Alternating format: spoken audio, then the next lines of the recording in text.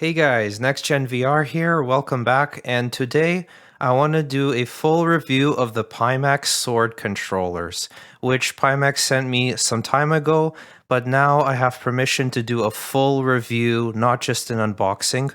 Now, one thing to keep in mind is that the finger tracking is not working yet, so hardware-wise it's fine, but they're still working on that software part. So this review will focus on everything else, and I'm really excited to let you guys know how does these controllers compare to the index controllers, and how is the experience like. So, without further ado, let's jump into the next generation.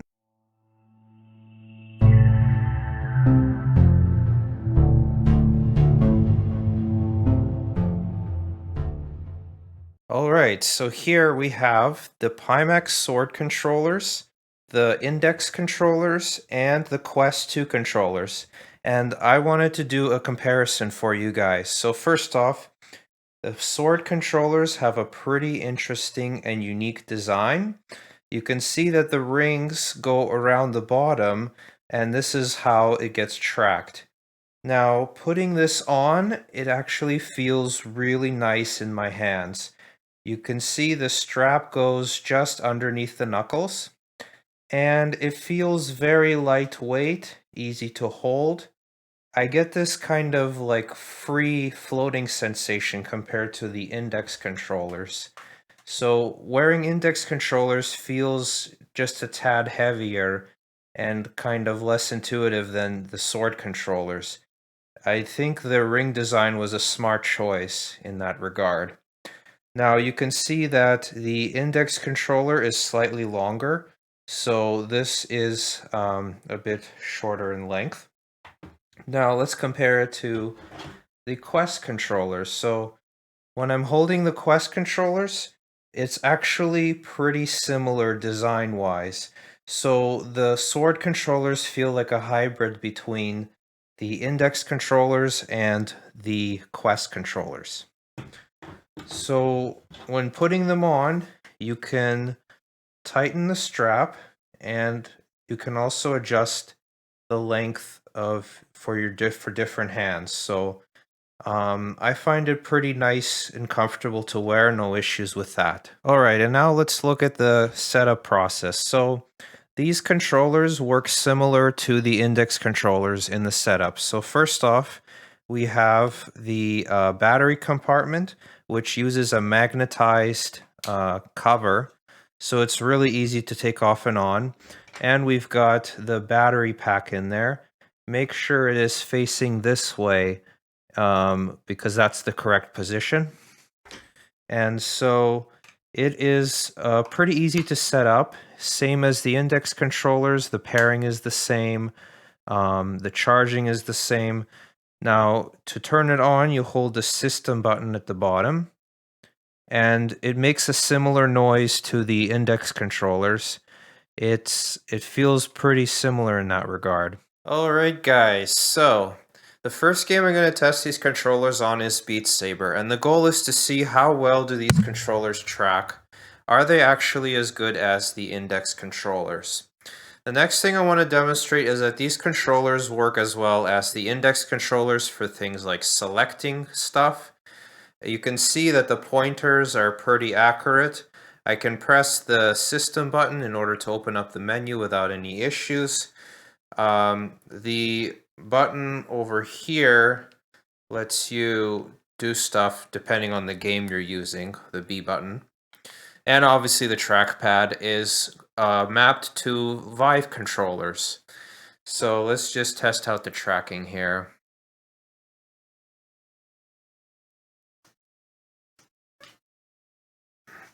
So I must say I am pretty impressed with the tracking. It feels just as precise as the index controllers. And what's more is it feels lighter in general than the index controllers. There's a more kind of free-flowing feel to these controllers, which I like. It's hard to explain.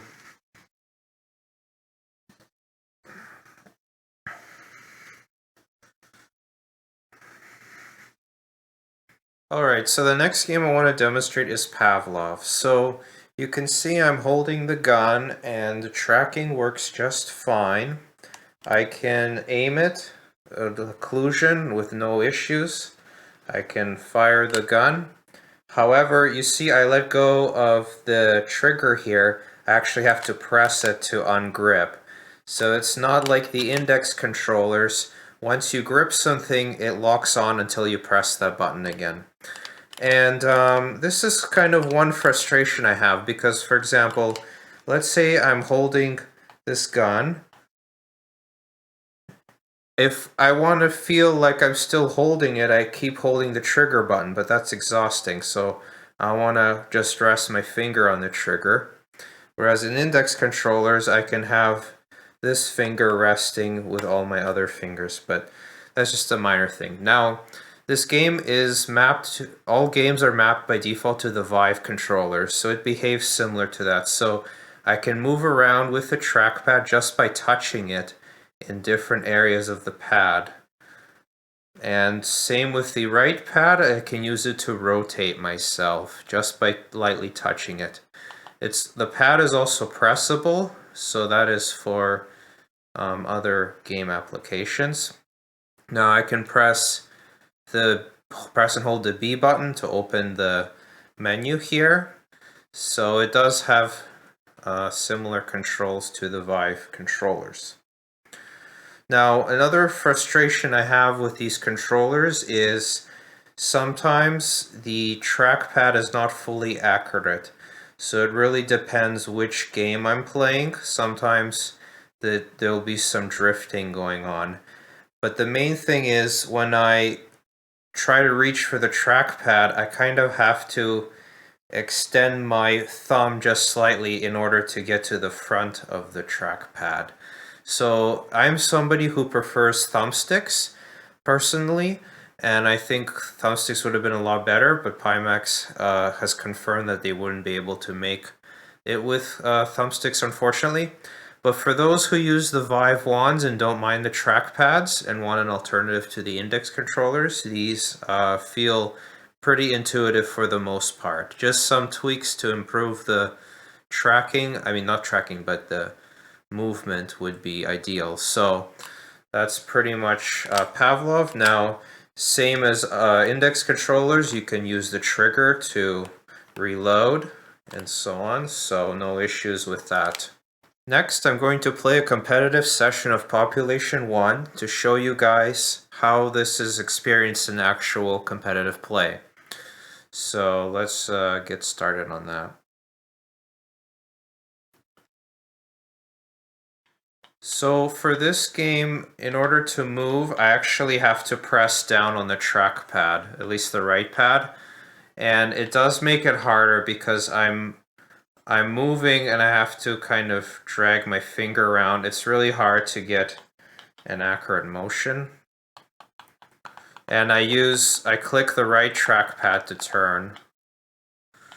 So in this particular game, it feels really difficult to move when you press these controllers. So it's probably depends on the configuration. If you can configure it to be like Pavlov, then that would be much better. Oh shit.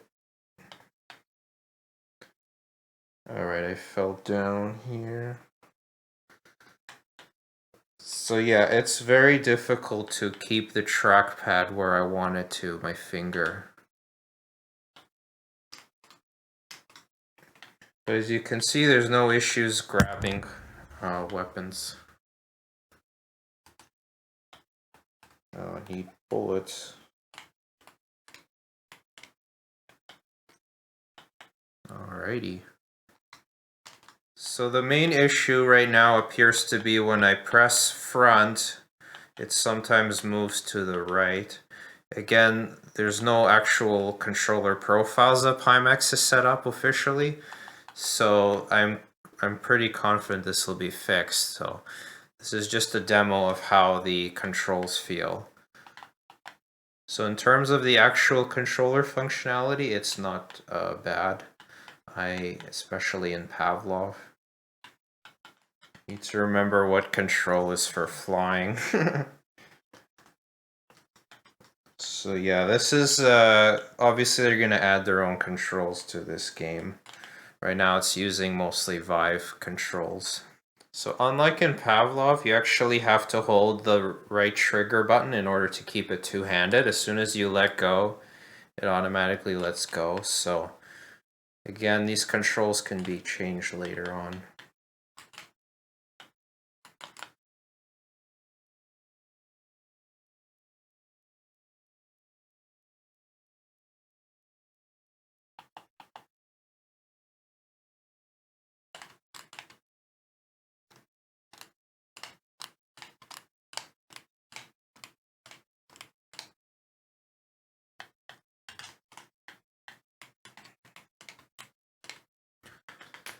Alright, so now it's time for my final thoughts on these controllers. So I actually really enjoy using these controllers in different games and settings. Obviously, as you saw, some games work perfectly fine while others don't.